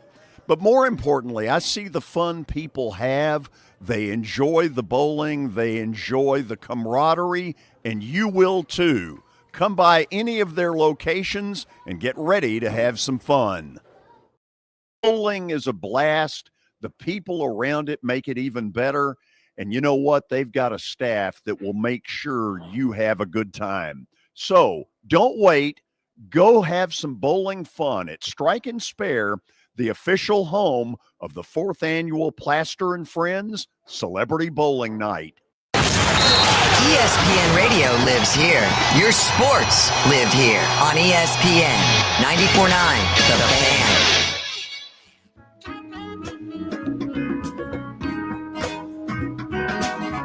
Okay, let me see what we've got on the phones right now before I go to them. Parker, that means hit where I can see that. Okay, I've got one line still open. So jump in and grab it at 615-759-9949. Let's start with Clay on line one. Clay, welcome into the show. George, can you hear me? I sure can. Okay, because I can't hear what you're saying, but anyway, I'll go ahead. Kelly, I wanted to start with you. I lost my dad as a 10-year-old kid, and I was in the 4th grade. And I know you lost your father recently, and I haven't had a chance to say something to you about it. So I just wanted to tell you that I've been thinking about you. I'm sorry, and my prayers are with you and your family. Appreciate you, Clay, man. Yeah, it's a different feeling, man, but I appreciate it. Thanks so much. George, there's a pretty important football game being played Saturday. Vanderbilt goes from maybe playing the most and biggest game they've played in their history to now I think this is maybe the biggest game ever played at Vanderbilt Stadium. I think it's interesting that they've got Vanderbilt favored in this game. That's a little surprising to me, but I think maybe some of that too is what Clark Lee has done with this program in the last year and a half. I just pray to God, because I'm kind of with you on Diego and all this popping off and stuff like that.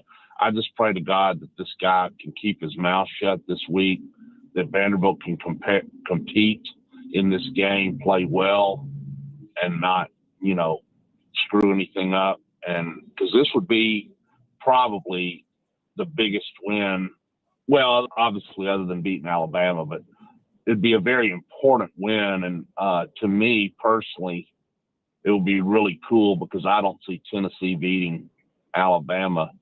If Vanderbilt could win this game, Vanderbilt will be ranked ahead of Tennessee in the rankings probably, and that's pretty cool for me.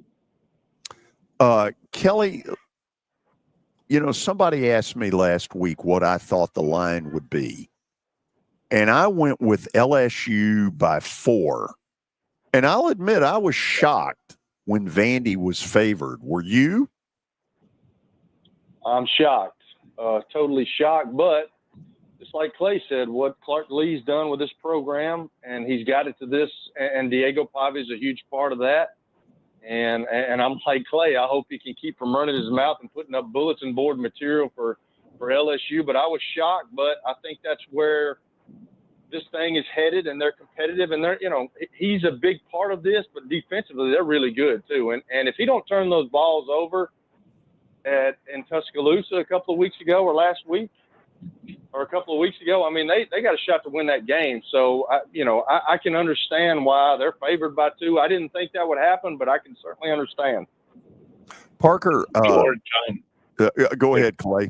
There's a lot of college football jobs coming open. Vanderbilt is your school. Vanderbilt is Clark's school. I know people are going to probably come after Clark Lee. So, I hope this guy's the coach at Vanderbilt for a long time. But so what's your opinion? When I think Clark loves Vanderbilt, this is his home. He's built something there. I just don't see this guy leaving. I was just wondering what you guys' thoughts might be on that. Thanks for taking my call. Absolutely. I'll let you hear this off air. Because not only, his family is here, but I'm talking about his parents are here. He's very close with his dad. I think he's legit in what it is he says about wanting to stay here. Now, that said, Kelly, full well that given what he's done, somebody's going to make a run at him. And when he starts calling around, people are going to tell him, look, past history indicates this is nice, but is it sustainable? And he's got to decide for himself, is it sustainable? Yeah, George, that's a big question. And is he going to get he hit the lottery when he went out to New Mexico State and got Jerry Kill and he got Tim Beck. They've been just as much of the picture as Diego Pavia has. With Jerry Kill being a head coach, he's helped him, I'm sure, with head coaching situations. So there's a lot of things that happened in the last couple of years to Clark Lee and the Vanderbilt program that have kind of meshed together and made this whole thing go. But you're right. I think somebody, and this just goes to the money situation. Is somebody going to come to him and throw a bunch of money at him? And is Vanderbilt going to match that? Don't know if they can, but if that does happen, then you're going to say, well, I know that I said I wanted to stay here. I grew up in the community. I went to school in the community, went to Vanderbilt. I wanted to come back and do this. then all those moral things are going to come into play. And is he going to take that other opportunity where he can make a lot of money, or is he going to stay where he said he was going to stay? And that's a good question. And you know what? It's a good situation to be in for him. I hope for Vanderbilt that he does stay. And I would like to see him keep doing what he's doing right now. Is it sustainable? I don't know, but I want to see if he can try it. Parker, you're a little quiet over there. It's just a lot of things to kind of comb through here with all these. Kelly, can you repeat that last thing that you said? I don't even know what I said. I just hope that Clark Lee, because somebody is going to come after him. So I hope that Clark Lee can stay in Vanderbilt, can stay in Nashville, and duplicate what he's done when Diego Pavia is gone. I hope that this is sustainable for him. I think that's the big question everybody's thinking. Well, and I don't see, I'm sure people are going to come after Clark Lee considering what he's done at Vanderbilt, but I don't see him leaving. And I think based on what Diego Pavia has done, not only has he set Vanderbilt up now, but I think he's set Vanderbilt up in the future as well. He's made people understand, and this is something that I've always realized with the way that Nashville is booming and with the opportunity to play at a SEC school, it should have been more of an attraction in the first place, but Vanderbilt doesn't have the history to back it up.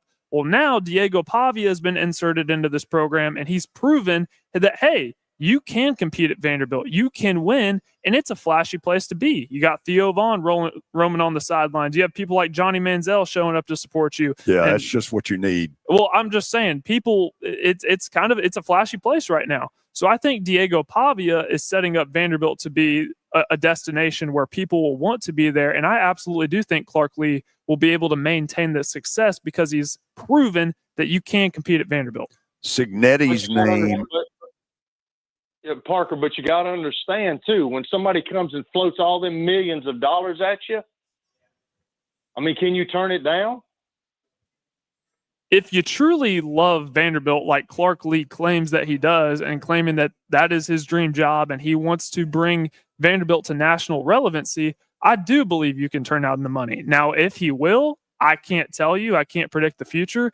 But I've seen coaches, and granted this is the Big 12, it's not the SEC, but I've seen coaches in the Big 12, Matt Campbell being one of them, who has been offered jobs repeatedly but turned it down for less money to stay at Iowa State. So Clark Lee has the opportunity to do the same. If you think his name's hot now, let him beat LSU and then see how hot it may get. Eric in Nashville on line 2. Eric, what's shaking? Oh, well, just get to the college football playoff. Then you'll see what happens. Hey, you're right about that. A few things, and then I'll primarily get to the Titans. First of all, top of the second, Seattle leads Toronto 3-1. I'm pulling for the Mariners, George. They're the only team in baseball that's never been to the World Series. Just anybody but the Dodgers. I can't pull. I don't want to see the Dodgers win all again. So Amen. I just hope that happens. Number 2, yeah. Oh, yeah, I'm sorry. And also, Kelly, I just want to send my condolences to you about your dad as well. I was real sorry to hear about that. Thanks, Eric. Guys, all right. And as far as James Franklin, I wasn't surprised he got fired, but I thought it was going to happen. It's going to be at the end of the season, but it's hard to believe. It was a month ago. This guy was ranked number 2 in the country. And, I don't know if they had kept winning, I definitely don't believe he would have gotten fired. But but I thought if it was going to happen, it was going to happen at the end of the season. But the whole NIL transfer portal deal, it's just, as many fans impatient, administration impatient, it's just going to be a lot harder now with that whole stuff going on. Number 3, real quick, and you guys probably haven't talked about this, and I'm not primarily going to talk about this. If you want to comment afterwards, you can. That whole Georgia-Auburn thing. Auburn got screwed again. I really felt bad for Hugh Freeze. He had to hold his tongue because I know at halftime he almost said something that was going to get him serious trouble, so he had to kind of pull back, and I can't blame him for being frustrated. But, George, here's my primary thing on the Titans, George. I really thought if it was going to happen, it was going to happen after the bye week. I did not think it was going to happen when it did, but it just got to the point where it was an eventuality, and it was getting to the point where just a lot of things were doing. You couldn't defend it. Here's, guys, I don't know if you'll agree with me, but here's why I think the last straw happened. It was after the game in the locker room. I believe it was when Jeffrey Simmons made that comment talking about the practice Thursday was awful, was horrible, bad, and Cam Ward agreed with it. It's just the fact that something like that came out that practice was bad Thursday. You would think after a win over Arizona, no matter how they got it, that the players would be energized and practice would be good all week. The fact that you heard him make that statement that practice was terrible on Thursday, that's a red flag. That's bad for the team, but that is an indictment on the coaching staff. And I think that may have been the last straw when that came out yesterday at the end in the locker room. I don't know if you guys agree with me, but just want to get your thoughts on that. Guys, as always, it's good to talk to you. Y'all take care, and we'll talk again soon. I'm 100% in belief that this was the final straw. The quote is by Jeffrey Simmons, "It started at practice. Being honest, this was probably one of our worst weeks of practice. We came out flat Thursday, and sometimes things carry over. In this league, you have to prove it every week and keep proving it. We didn't do that. Today was bad football." Yeah, I do believe that she found out about that quote and said, what the hell's going on in that locker room? And I think Kelly has been hinting for a couple, 3 weeks now that he had lost the locker room. That's public evidence number one, Kelly. Yeah, especially when the guy that is the big guy on your team, the name guy on your team, comes out and says something like that. That's going to raise red flags. But if you're an owner and you know, I know that the owners don't, a lot of owners don't micromanage, but they still know what's going on. And if you understand football and you see what's happening on the field, and then if you go out there to practice every now and then, which I don't know if she does, you have to feel the vibe in the building. You have to understand what's happening. And like we said earlier, man, I just don't know who she's listening to, George. And she's obviously not listening to the right people. You have to have people with football knowledge in the building, because football is a separate entity than your business. I mean, I know it's all in the same, under the same roof, and it's in the same building, but like football and business are two totally different things. And man, it's just hadn't been good for years here, George. And you have to understand that what you're seeing on the field, these lackluster performances, and he's right, Eric's right. Like, you would feel like you're rejuvenated, hey, maybe, but I just think that's where the belief of the coach just totally went awry. Even though they won against Arizona and they came back, and Cam Ward looked really good down the stretch, he was doing the same thing yesterday, trying to get him back into the game. But I just think the guys lost belief in the head coach, man. I don't know how long that's been going on, but I could see it for a little while. Yeah, I'm with you on that. Okay, as we go to this break, I want to ask Tony in Nolensville to hang with me. And then I want 2 or 3 more of you, your reactions to what went down today with the Titans firing Brian Callahan. 615-759-9949. I'm looking for red-blooded Americans who have strong opinions on the George Plaster Show. When I got my first car, my dad told me, keep the gas tank full and my number on speed dial. Now parents are telling their kids, save 615-242-9000 just in case. I'm Blair Durham. If you or someone you love is in a wreck, call us. We're here to get you the money you deserve. Sports and Social in Green Hills Mall is the new home for our Football Night in Nashville promotion. Their food is terrific. Their TV setup looks like a racing sports book in Vegas. And if you're a sports fan, you can't beat it. Starting September the 4th, we'll broadcast from Sports and Social every Thursday night. There's Pop-A-Shot, great football, and the chance to win a beautiful Mikey's Motors golf cart. See you at Sports and Social in Green Hills Mall.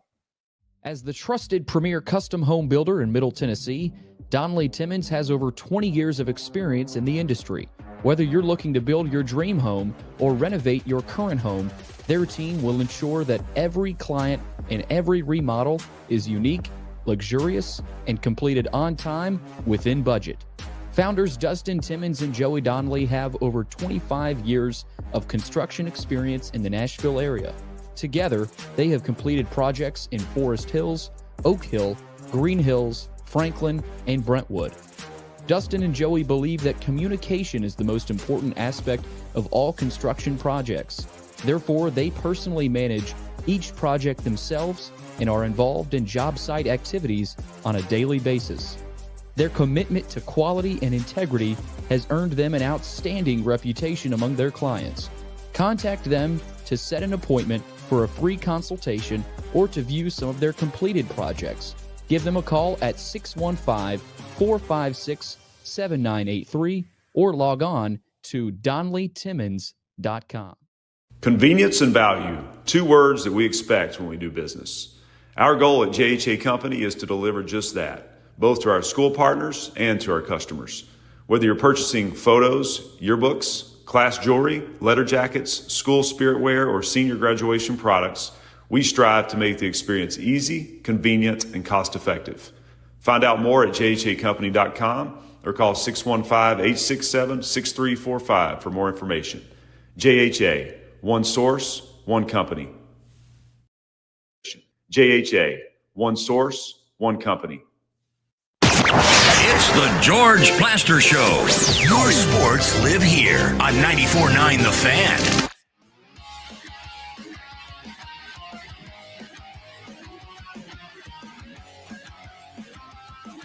Okay, we welcome all of you back on this Monday afternoon. If you are just finding this out, Brian Callahan is out as the coach of the Tennessee Titans. We now have an interim. Parker, Was that me? That was me. Sorry. Mike McCoy has been named the interim head coach. An interesting decision as he has compiled a 27-37 record as a head coach, including a 9-7 finish in 2013 that ended with a loss to the Broncos in the AFC divisional round. Did you say 2013? Wow. Okay. So at least for the moment, you'd kind of say, hey, he's got a chance if somehow he shows a progress that surprises people. So we'll just see how that goes. Tony in Nolensville, welcome into the show. Hello, George. Thank you for taking the call, and hello, gentlemen. Good talking to y'all another afternoon. Same here. Before I forget it, Eric, you're a traitor. You're a flat traitor. How dare you to go away from the National League Central Division and not pull for the Milwaukee Brewers? Traitor. Wait a minute. I think he said anybody but the Dodgers, didn't he? He did say, that's what he did say. And he's pulling for the Mariners before the Brewers. The Brewers hadn't been there in a long time. Traitor. That's all. Wow. Vicious show today. Wait, Tony, are you a Cubs fan? Tony's a big Cubs fan. Okay, I thought so. Number two, and I've been talking to Pokey a little bit today, George, and we've had a little fun with going back and forth a little bit, but yes, I'm for the Brewers. Callahan, glad the doors hit you in the butt. I always thought he was overrated when he got here. All the talk was put into him about being an offensive guru. But you guys remember, he even went out. They had to do special provisions through the NFL to get his dad here. And he was on contract elsewhere. And he was supposed to have been a lineman whisperer, if you want to call it. And he never has fixed his line yet. And then I've been harping about it ever since they 2 or 3 years ago drafted Skoronski, a left tackle, made him left guard. And then when he got Latham, a right tackle, made him left tackle. Now they moved him back to right tackle. I mean, it's just a debacle. It's a whole debacle. So it's good that they're gone, and maybe we can, start this thing all over again. As far as some baseball this weekend, some of the best baseball I've watched in a long time. The Mariners, a Tigers game that went, what was it, George? 15 innings. Man, that was fun to watch. And the Cubbies, They just didn't hit enough of home runs in that last game, and it took all 25 or 30 guys out of both dugouts to win that series. So that was classic, I thought, also. And so these games are going to be fun to watch. As officiating goes in the SEC, I watched 5 or 6 games this weekend in the SEC. Auburn absolutely got hosed. Some people might still think it's a fumble. I thought the guy got across the line with an inch. I still think it was there. If they blew an inadvertent whistle, it had to have been early. In that case, it would have been him scoring a touchdown, diving over. You've got to secure the ball, no doubt. But then Kirby's calling a timeout that was granted back to him that he said he didn't call a timeout. And if y'all didn't see it also, guys, maybe you saw it on a highlight, a fake punt that South Carolina tried to run against LSU that was successful. And the referee said that the punter didn't give him time, talk about him being the referee, to get reset to put the ball back in play. It was just a mess. And that the more I watch the SEC officials, the more I just feel that a lot of them are just too damn old. They're relying too much on replay. Replay can't get it right. They don't know what taunting is anymore. You've got what's his name out there in Texas? Arch Manning can stand over a guy and mouth to him. That's not taunting. But a Missouri player talks over an Alabama guy, it's taunting. I mean, it's all over the place. It's all over the place. So that's my take on the weekend. And as far as, like I say, everything else that's going on, George, with Georgia getting their way they do, and Alabama's getting away, it seems at times these conferences want certain teams still to be in the forefront. That might be far-fetched, but sometimes it looks that way. But, guys, I'm going to leave you alone, let you get some more calls in here real quick. Eric, you're a traitor. See you guys. Kelly, I think when this season is over, that Greg Sankey and his supervisor of officials need to get in a room. If it just means more, then clean this up, because this league's officiating is not good enough. It just simply is. Yeah, that the other night I was getting it's like that on all levels though now, George. I don't understand it. I was getting so sick of the game the other night when he's talking about the Georgia Auburn game.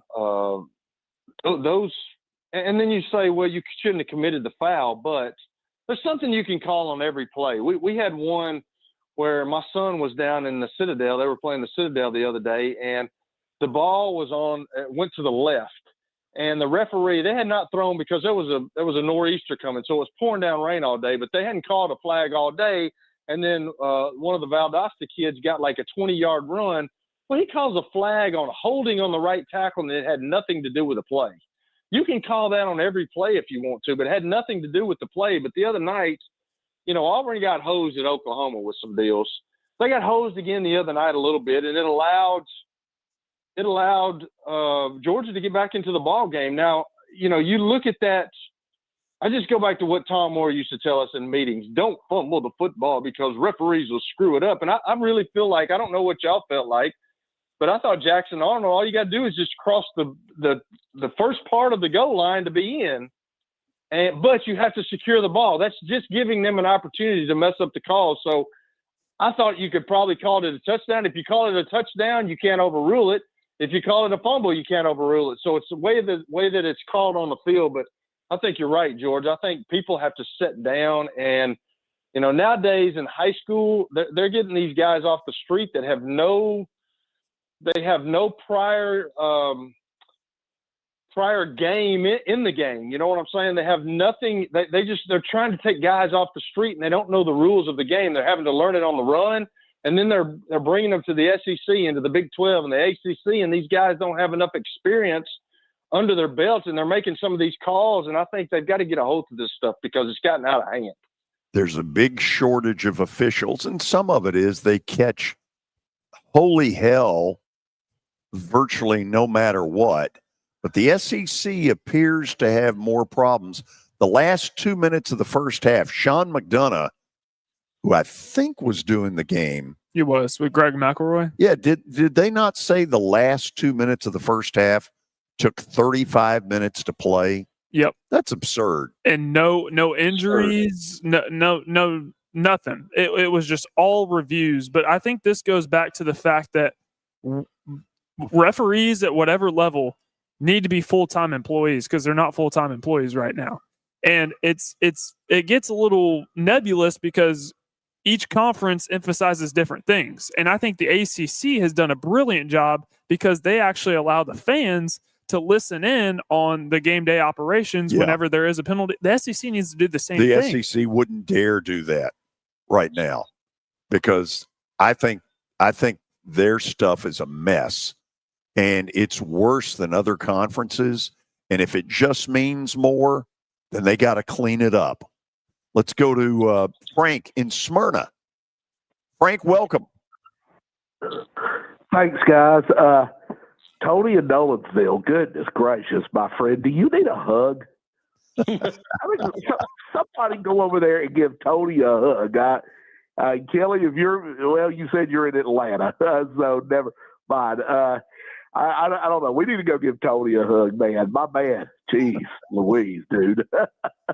And I said all along before when the baseball postseason started, since my beloved Braves are not there, I was cheering for a Brewers-Mariners World Series just because the Mariners had never been there.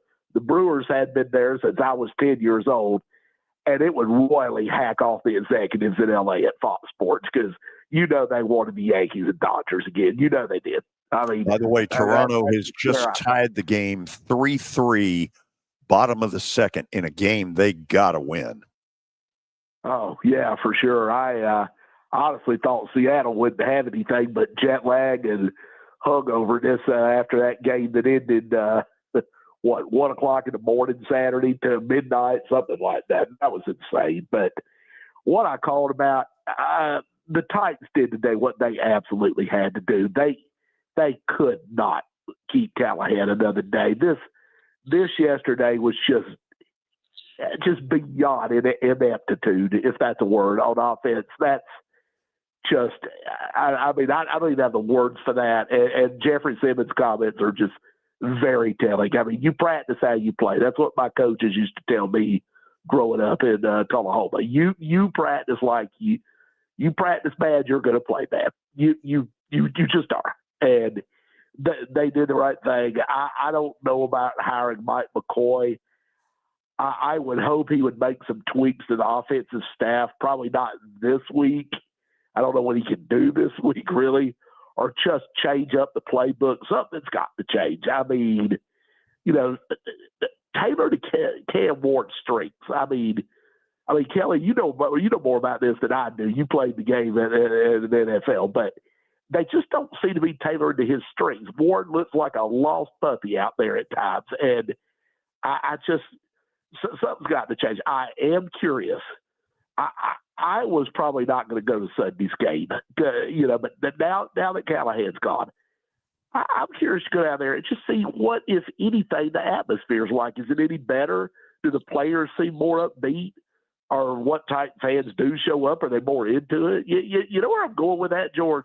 Yeah, here's one thing you're going to see. A year ago when the Patriots sucked, they had the entire bottom level of Nissan Stadium on the visitors' side. And I mean the entire bottom. And it shocked me. I remember I was there. Yeah. I was shocked, too, because my wife said something to me. She goes, I thought the Patriots suck. I said, they do. Couldn't tell it by looking at this play. This was like Gillette Stadium South. It was crazy. So I got to believe they'll have even more there. By the way, there is some rain in the forecast for Sunday. Whether that matters to anybody or not, that's what I just saw. Yeah, I saw that too. And well, I'll just say that a lot of people here don't need an excuse not to go to the game. So if it's raining, there'll be a lot that if people here have proven if it's raining, they don't show up at games. Not now. Back in the late 90s and early 2000s, they did when they were good. But now, forget it if it's raining Sunday. But I won't complain about the rain. We need it. So, and how about our Predators? A much better start. Much, much, much better start.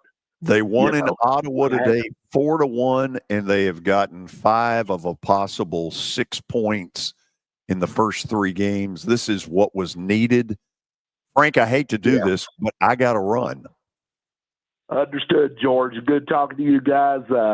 Take care. Same here. Okay, so Kelly, give me one thing real quickly that if you're Mike McCoy, you do to try to make this better quick.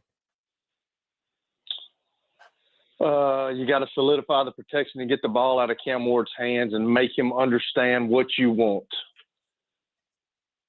Okay. Wow, that was real quick. Good job, Kelly. That was very well done. Okay. Thank you.